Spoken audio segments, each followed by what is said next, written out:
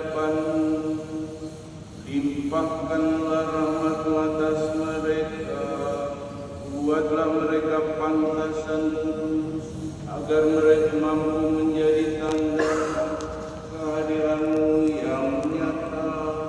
Dengan pengantaran Yesus Kristus Putra-Mu Tuhan kami, yang hidup dan berkuasa bersama Dikau dalam persatuan Roh Kudus Allah sepanjang segala masa. Amin.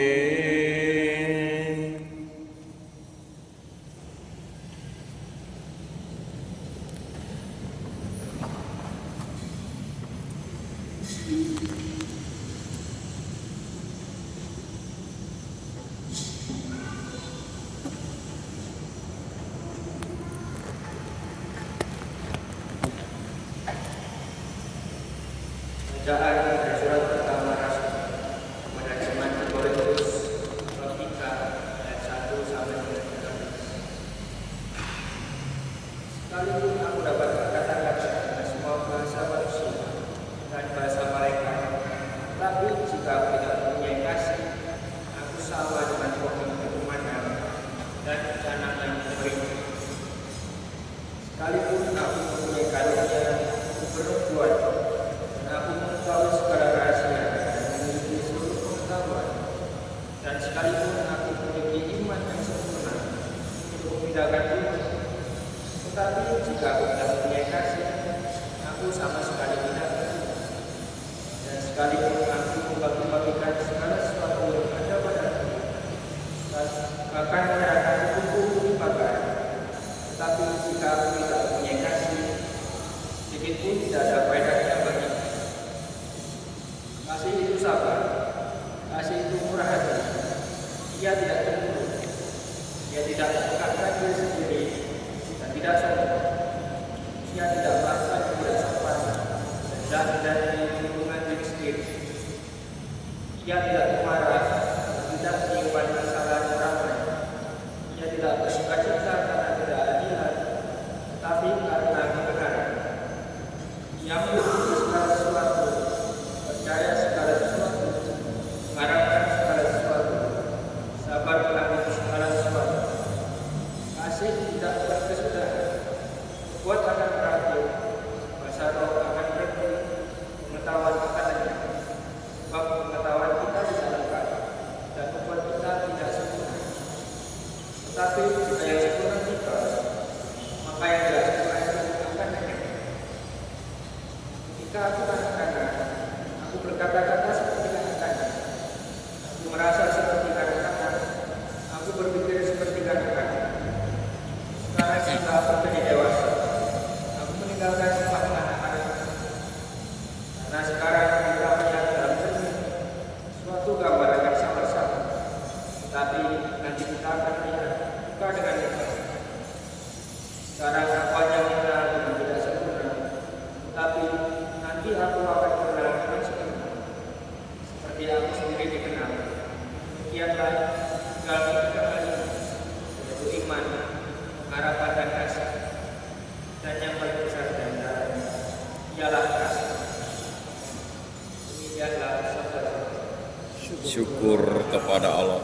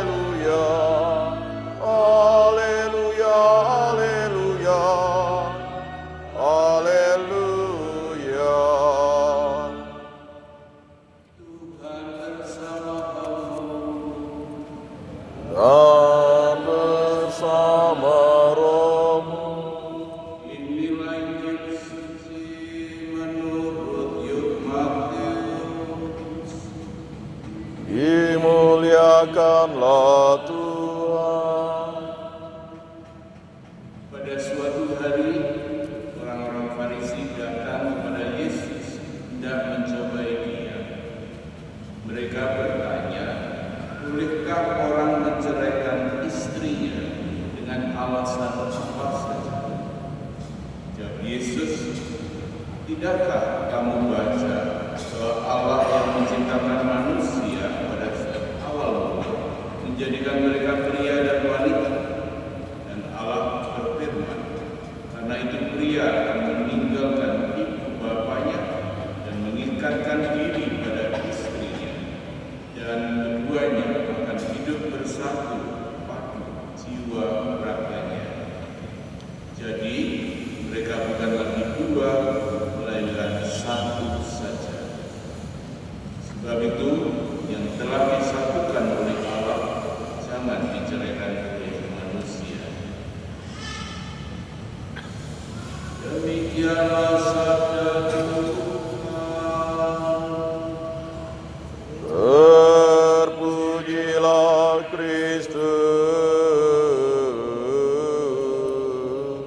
Semoga dengan pembacaan Injil diteguhkanlah iman kita. Amin.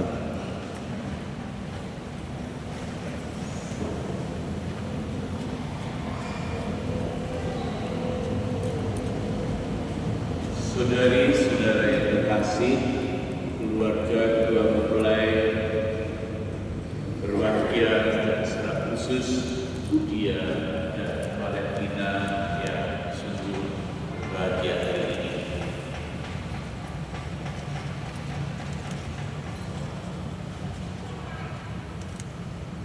Apa yang dilukiskan dalam bacaan pertama oleh Paulus yang disebut sebagai madah kasih tentu merupakan sebuah ideal yang kalau ditanya apakah Budia dan Valentina sudah mempunyai kasih yang seperti ini, itu jawabannya belum. Bahkan mungkin mereka yang sudah menikah lebih dari 20 tahun, 25 tahun hanya apa sudah seperti yang diungkapkan dalam bacaan pertama. Wah ya, ada yang sudah, ada yang belum. Memang ungkapan dalam bacaan pertama madah kasih ini sesuatu yang sangat ideal. Boleh dibilang merupakan tujuan yang harus dicapai. Ya, dan ini menunjukkan bahwa cinta yang kalian berdua alami dan dengan itu kalian memutuskan untuk maju ke altar Tuhan, ini tidak boleh mandek di sini, tetapi harus dikembangkan menuju kepada ideal yang digambarkan oleh Rasul Paulus. Cinta itu lemah lembut, cinta itu memaafkan dan seterusnya.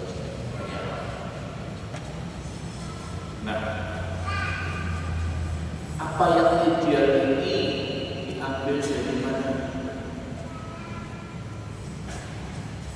Paulus dalam suratnya kepada umat di Korintus ini melihat hubungan antara suami dengan istri ini seperti hubungan antara Allah dengan umatnya.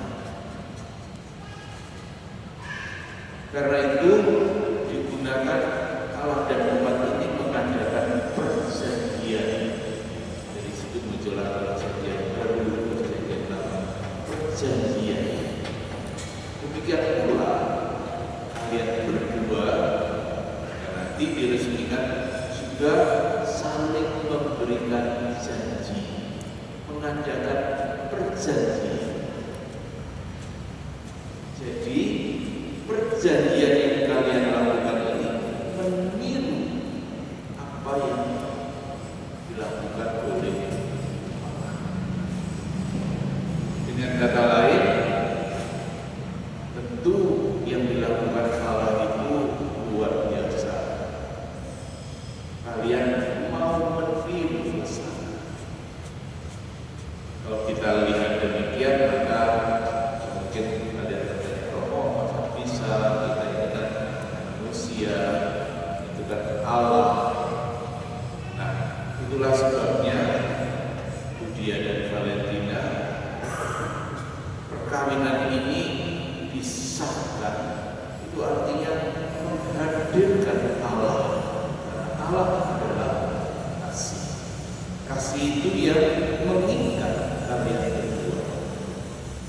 Karena Allah yang adalah kasih yang mengikat kalian berdua, maka Allah juga akan memberikan bantuannya, akan membantu kalian untuk mampu meniru Allah, mengasihi dengan sungguh.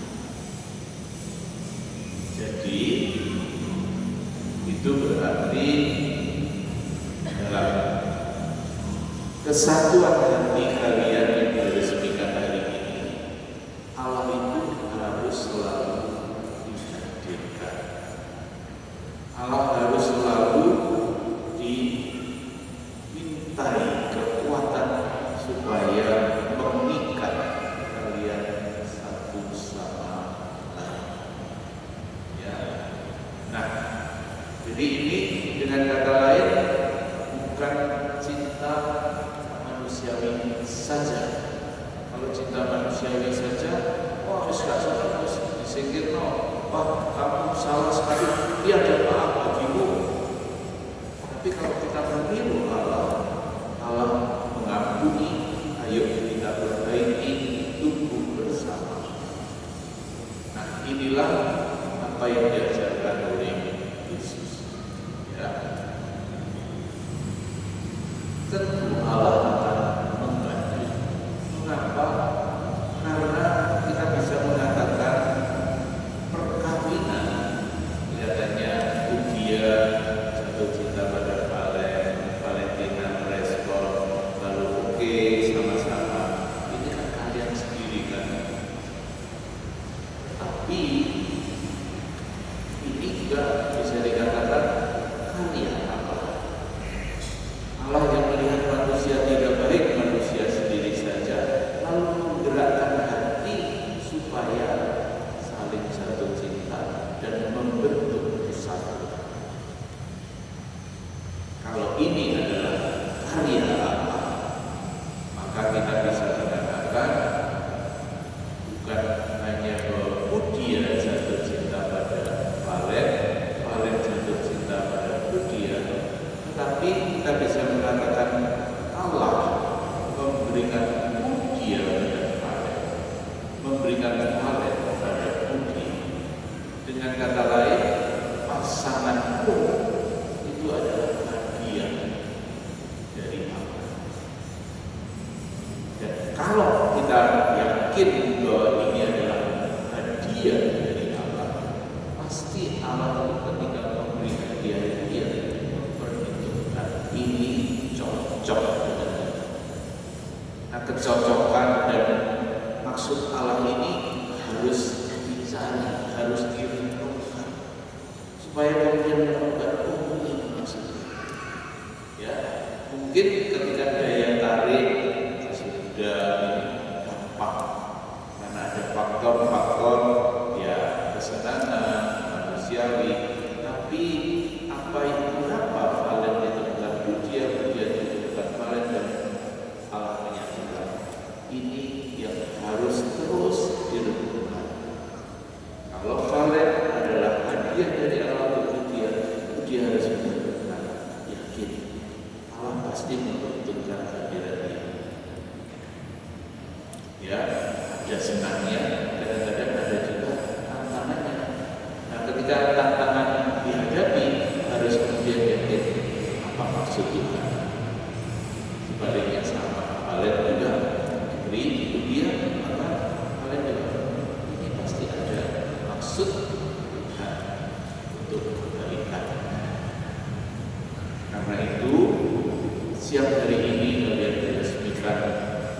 Peresmian ini kalau dibandingkan dalam kitab suci itu seperti ketika Allah memberikan Hawa kepada Adam, memberikan Adam kepada mereka disatukan.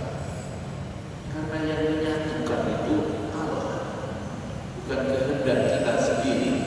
Maka perkawinan dalam iman Katolik ini perkawinan yang lebih kuat daripada hubungan ini yang agak berbeda dengan pengertian masyarakat. Hubungan darah. Hubungan darah gimana? Hubungan darah itu nanti kalian punya anak. Orang bilang nggak ada mantan anak, tapi kalau mantan istri, mantan suami ada. Itu dalam masyarakat. Tapi dalam pengertian Katolik nggak ada mantan istri, mantan suami. Karena ikatan itu jauh lebih kuat daripada ikatan darah. Karena itulah dalam Katolik tidak ada perceraian. Yang menceraikan hanya bisa boleh kematian. Ya, karena itu tadi pertanyaan dalam Injil, tidak ada perceraian. Mereka sudah disatukan oleh Allah. Kalau ada tantangan kesulitan, itu tadi maksud Tuhan untuk saling menghubungkan. Nah, jadi tidak berhenti, tapi harus tumbuh. Dalam pertumbuhan pasti ada kesulitan. Ya, tapi kalau yakin ini yang dipilihkan Tuhan, maka harus berani menghadapi, mencari solusi. Ingat perkawinan di Kana, ketika mereka kekurangan anggur, Bunda Maria memberitahu Yesus, Yesus mengubah air menjadi anggur. Air yang biasa saja itu diubah jadi anggur, dan anggurnya ini anggur yang luar biasa. Terbukti dari kata-kata pemimpin pesta yang bilang, biasanya orang menyajikan anggur yang baik dulu, baru yang kurang baik. Jadi anggur lebih baik baru keluar. Jadi itu berarti apa yang nampaknya biasa-biasa saja, ketika Tuhan dihadirkan, maka diubah oleh Tuhan menjadi sesuatu yang luar biasa, yang justru akan memperkuat perkawinan. Karena itu, oleh dia yang berbahagia hadirkan Tuhan. Ya, ketika Tuhan hadir, apa yang berat menjadi dekat, karena ada dekat Tuhan. Karena itu hadirkan selalu Tuhan dan pesan Romo. Ketika tantangan pemberitaan hadir, justru ini proses pemurni, proses untuk memurnikan cinta kita. Jangan menyerah oleh tantangan dan kesulitan. Ya, tapi berpegang pada Tuhan, maju. Semoga peristiwa pagi hari ini sungguh menjadi awal kesatuan hati kalian berjalan bersama. Amin. Ya, kita sekarang akan masuk